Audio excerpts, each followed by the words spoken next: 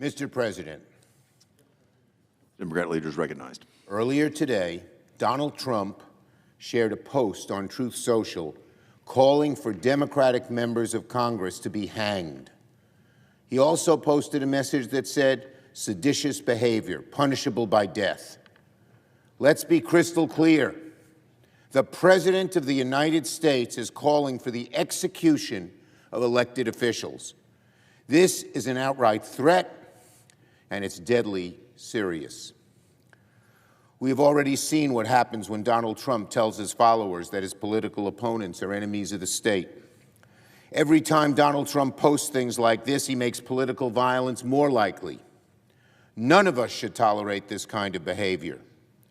We all remember what January 6th was like. We lived through January 6th.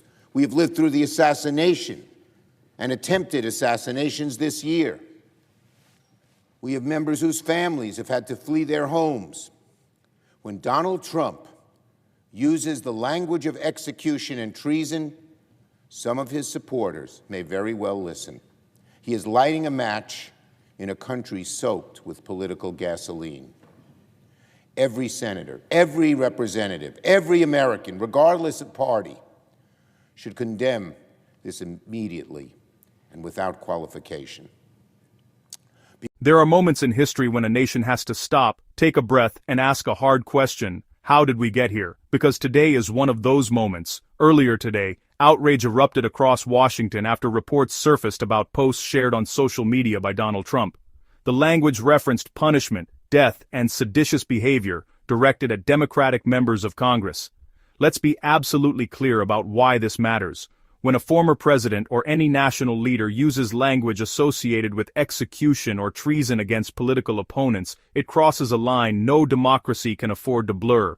This is not trash talk. This is not policy debate. This is rhetoric with a body count attached to it. We have lived through the consequences before.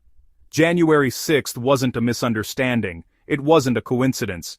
It was the result of years of language that painted political opponents as enemies of the state. Words don't stay on a screen. They travel, they spread, and eventually, someone listens. This year alone, America has witnessed assassination attempts, threats against lawmakers, and families of elected officials forced to flee their homes for safety. So when powerful figures invoke the language of execution and treason, it's not theoretical. It's combustible. It's a match struck in a country soaked in political gasoline.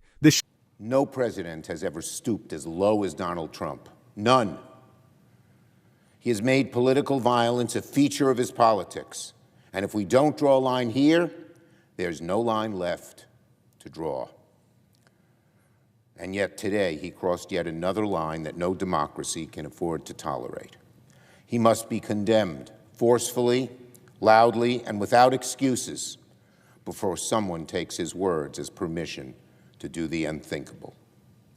Anything less enables the flames of hatred to grow and spread.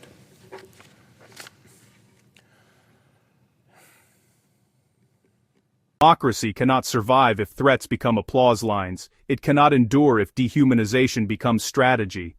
This moment demands clarity, it demands courage, and it demands accountability forcefully, loudly, and without excuses. Because the cost of silence is measured not in headlines, but in lives. History is watching. What happens next is up to all of us.